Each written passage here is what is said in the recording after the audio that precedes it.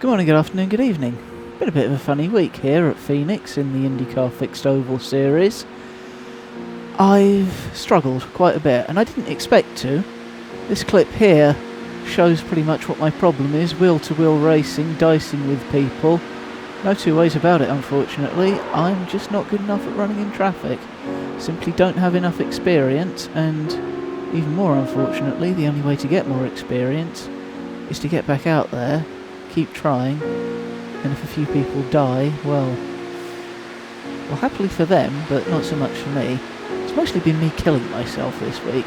Now, there will be another video with me showing how to do well, but it's just important to show the other side of the coin. Here's 5 races, I failed in all of them, and here's how I did it.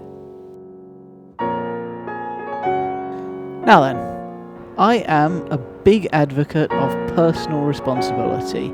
Anytime I make contact with another driver for any reason, the first, middle and many of the other questions I ask are, what could I have done differently? In the lead from Mitch, caution comes out. Rolling around, possibly a bit too relaxed, but I do specifically have iOverlay set up to give warnings of slow cars. No warning, slow car, only a very small amount of brake, but it's enough, and round I go. Oh my god, what happened? We'll just have a look at that again in a moment. I just sat in the middle of 3. See how accurate that initial assessment was. Here he is. Doesn't do anything wrong, just gets collected by someone else's smash. Lands on the ground, holds his brakes some more, and then, for reasons best known to himself, he just reverses into the path of everyone. Less said about that the better, really.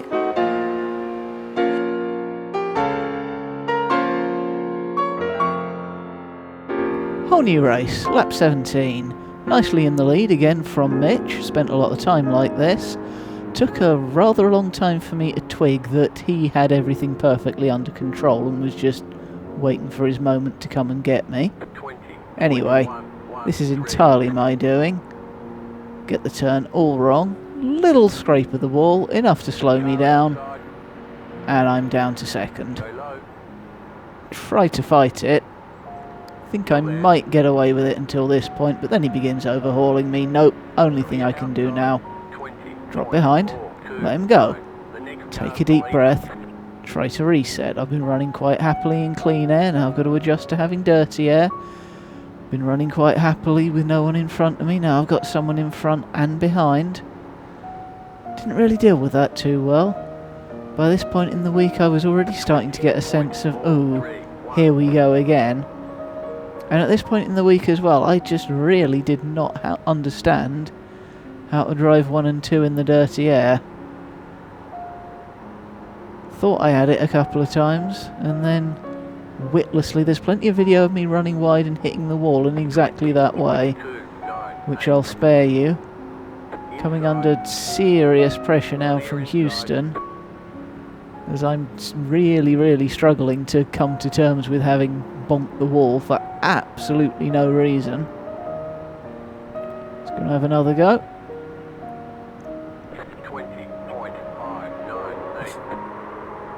And up the bum. Opinions on a postcard. Am I at fault? Is he at fault? Is it just one of those things? Clear inside. The yellow flag is out.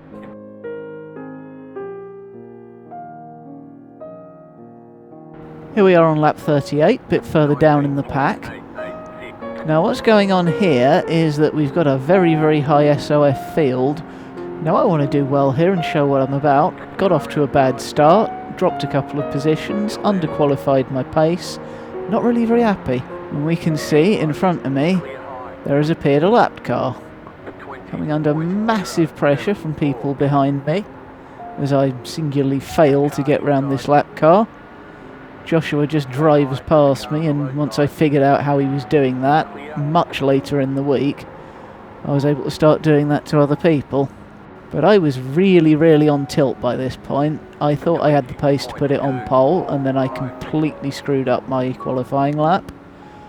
Then I got a decent start, I was running along quite nicely, and then I hit that lap car and could do nothing.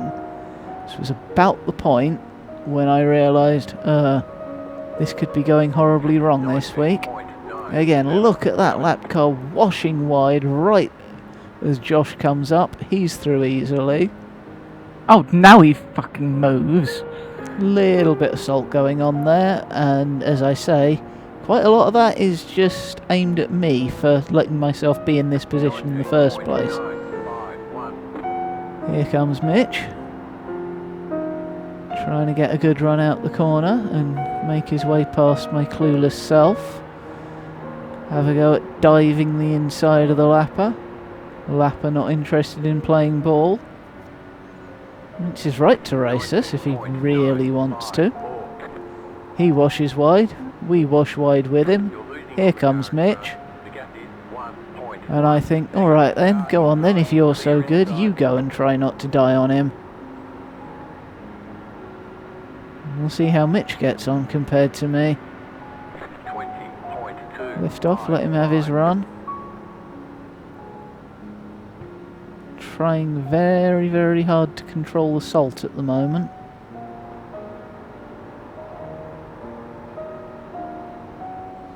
It did get so bad that I just turned off the sim for a day and a half. Ignored it completely, went and did something else. I realised I was getting far too mad about fake racing cars on the internet. Now it looks like Mitch has got the job done here, and then the lapper, for reasons best known to himself, decides to come back. Now sure, it's his right to race, but there does surely come a point as a lap car when you just go, look at that, nearly puts Mitch into the wall. Anyway, he's through now. My turn again. All over the track like he's fighting for the lead on the last lap. Nearly puts himself in the wall, does put himself in the wall. Time for a run. He's going to stay high. I try and dive low, not carrying enough speed. Let's try and do him in 1 and 2. Oh good, he's gone high. I can just go up the inside and take my normal... Oh no, I can't. I muted myself shouting at him because I then went and watched the replay. And as it turned out, this really was not a very good job of trying to get past him, and it just looks like, just looks like I misjudged where I was and killed him.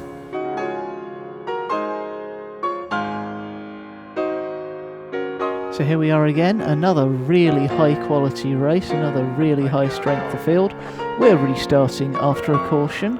Again, quite salty because, again, I've seriously blown my qualifying lap and failed to gain a pole that could easily have been mine. Let's see how we cope with some pressure. Like at most short tracks, the tyre's very sketchy on the first couple of laps after a restart. I ask too much of them, save it, and here I'm actually feeling a bit proud of myself, quite smug actually. Alright, I nearly dropped it, but I saved it, right? Aren't I good? What a good piece of... Oh, bugger. That was not a good piece of driving. And there's Brian, having seen my save, complimenting my save and not realising what's happened behind me. He did ask, and I did clarify that no, I didn't think you were being sarky. But still, trying to cling on, lose it again, kill someone else. Much, much shame. Your front wing is damaged. Pit road is closed right now. You've lost the rear wing. You've got damage in various places. Catch.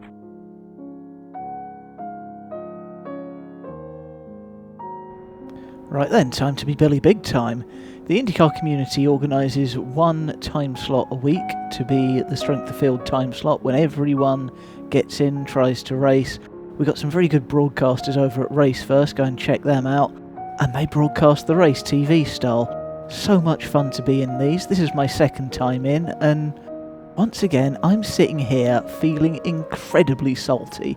I know full well that I have underperformed by about 0.2, By rights, I'm thinking right now, I should be on pole. This is the best chance I'll ever have to win one of these, and I've blown it already. Still, refocus, get in the right frame of mind to start the broadcast race. Great start, nice bit of momentum. Up towards turn 1 we come. I know Trace Shadid's on the inside of me. I'm going to try and hang it round the outside! And then, huge accident. Sorry. Now Trace, gentleman that he is, tried to apologise to me later for this.